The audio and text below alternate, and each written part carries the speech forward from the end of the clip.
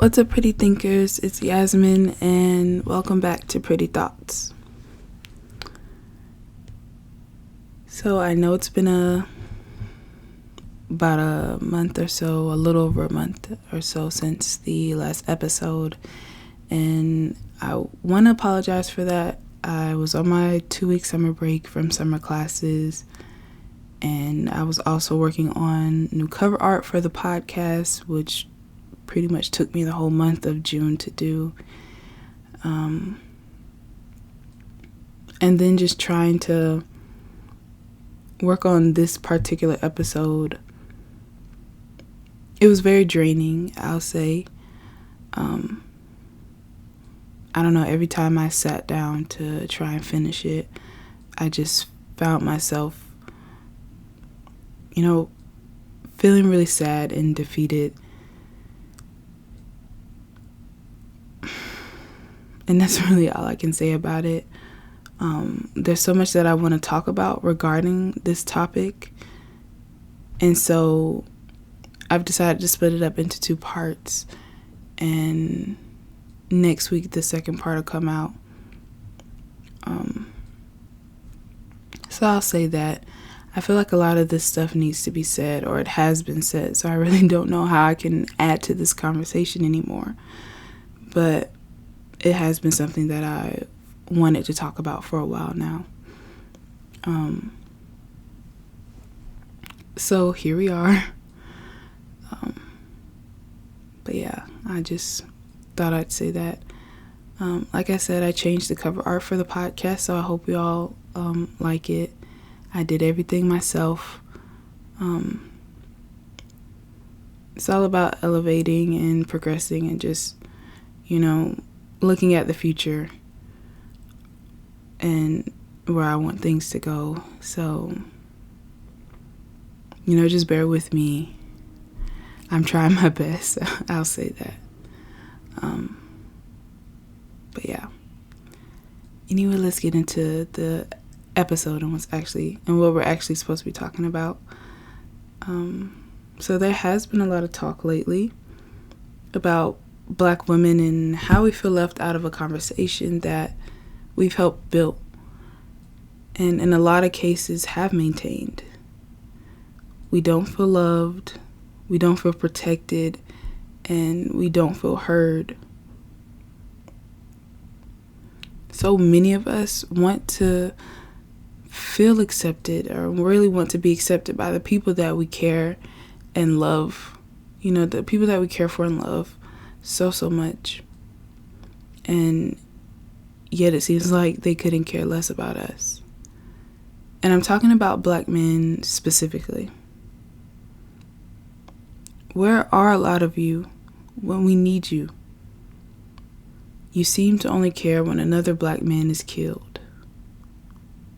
Why? Because he looks like you? Because you see yourself in him? What about your Black sisters? You don't see them when you look in Aiyanna Jones's face. You don't see your mom when you look in Breonna Taylor's face.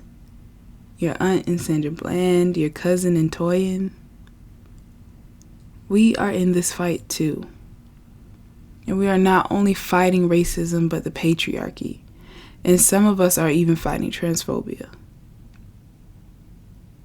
Neither of these groups, or really neither of these movements, want to hear what we have to say. And when we express these concerns, it's always, oh, well, I don't know y'all. Y'all aren't my family, so why should I protect you? You shouldn't have to know me to be willing to step in if you see me being wronged. You should do it because that's what's right. You should do it because you would hope that if there were ever a time, God forbid, one of the women in your life were being put into a compromising position, that someone would step up for them and protect them. Because you aren't going to always be around. Instead, we get thrown into dumpsters by you all. We get slapped in school. We get beat up in streets, sexually assaulted, murdered, followed home, called out of our names, all while you sit there and record and laugh. When Black women have been putting their lives on the line for you all since the beginning, we have been losing the little voice we have for ourselves to defend you, and you can't even return the favor. You say not all Black men, but your silence is complicit. Your silence is complicit when you know your friends are serial rapists and you do nothing. Your silence is complicit when you sit on the sidelines while a woman is abused. Your silence is complicit when you constantly allow us to be disrespected. Your silence is complicit when you sit by as your friends share jokes and memes about harming us. Again, I ask, where are you when we need you? There is no one to ensure our safety when we walk home. There's no one to ensure our safety at parties, no one to ensure our safety when we reject you. This is what we have to deal with as women. And this is what we have to deal with as women. And as Black women, it's even harder because no one takes our pain seriously. It hurts more when our abuse comes from a Black man, because who are we supposed to call? We can't call the police, because who knows how that will turn out for either of us. Both of us could end up dead. Time and time again, a lot of you have proven yourselves unreliable. So it seems that we can't look to you for help either. I think about the Black woman in tears describing her running experience, where a Black man made her and her friend uncomfortable, literally following them to a hotel because they didn't feel safe going back to their door, to their room or to their apartment. Followed them to a hotel where they went inside, asked the front clerk to lock the doors and call the police. And as they're both standing there waiting for the police to come, a white lady walks up to them and says, "I don't understand why he's acting like that. He's acting like a monkey. I don't understand why he's acting like that." And then she turns around and says, "You guys probably know him. He's probably your baby daddy." And in that moment, that Black woman had to sit there and listen to that. She had a Black man on the outside acting crazy, calling her out of her name because he wanted her friend. And she was just trying to protect her friend, because he didn't like the idea that he was being rejected. And then she had to deal with racism on the inside of that door. And yet in the video, she still couldn't help but feel bad for him. And I feel like she described it so perfectly, where she was upset at that lady and she felt bad for the man, because no one deserves to be called a monkey. No one deserves, racism. But she also felt bad for herself because it's not fair that he even put her in that predicament, her and her friend in that predicament. That he even made it so that this experience could happen.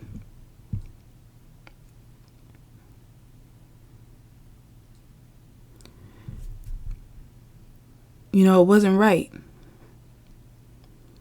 And that right there is a perfect example of intersectionality, just playing out what it's like to be both a woman and what it's like to also be Black.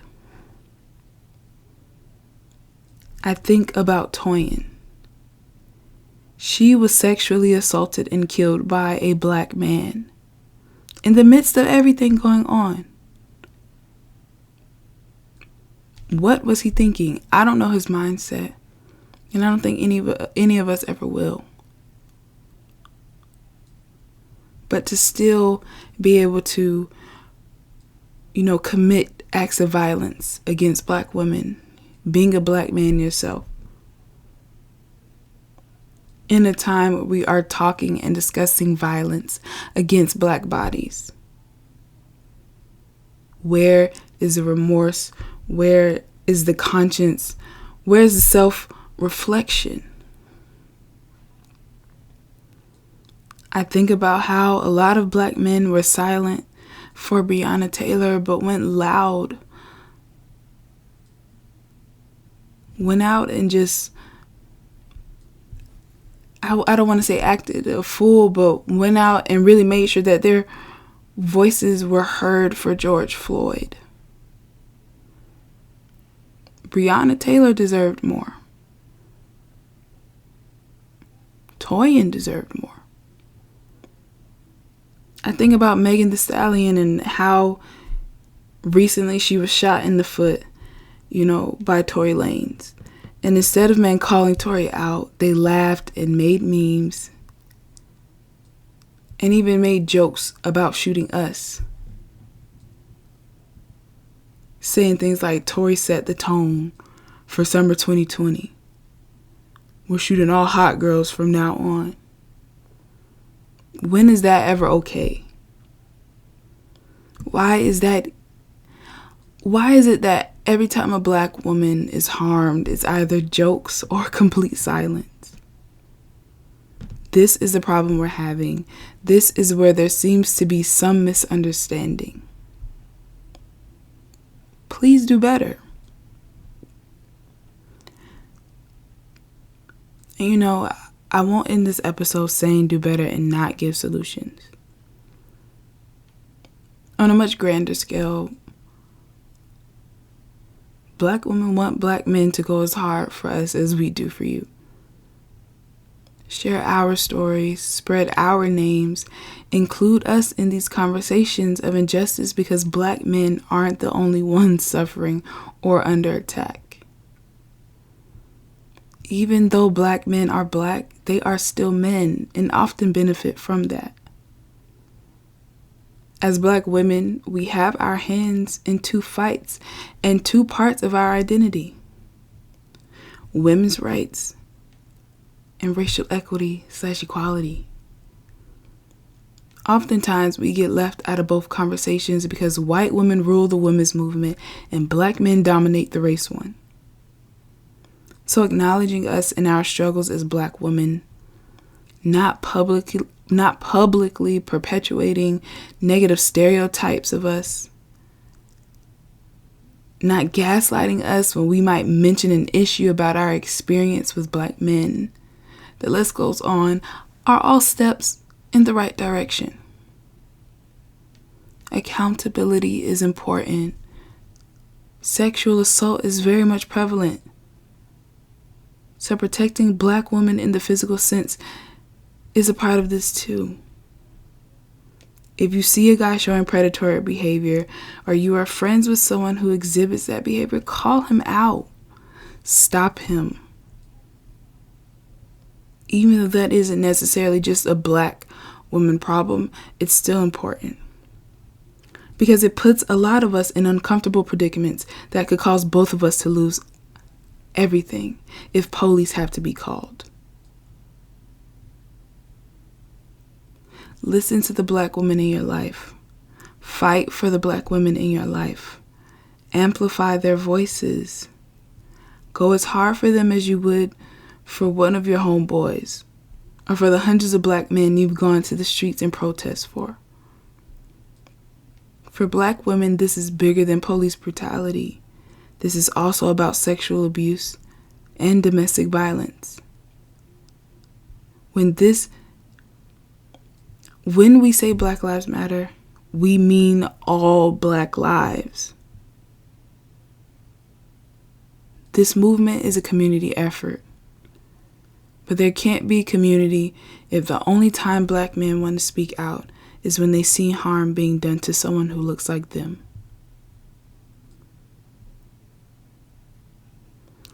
There's no question or quote this week. I just want to bring to light some of the names of black women who didn't get the coverage and the justice they deserved. Breonna Taylor, Sandra Bland, Aiyanna Jones, Natasha Mckenna, Michelle Cusseaux, Dominque Rem'mie Fells, Riah Milton, Atatiana Jefferson.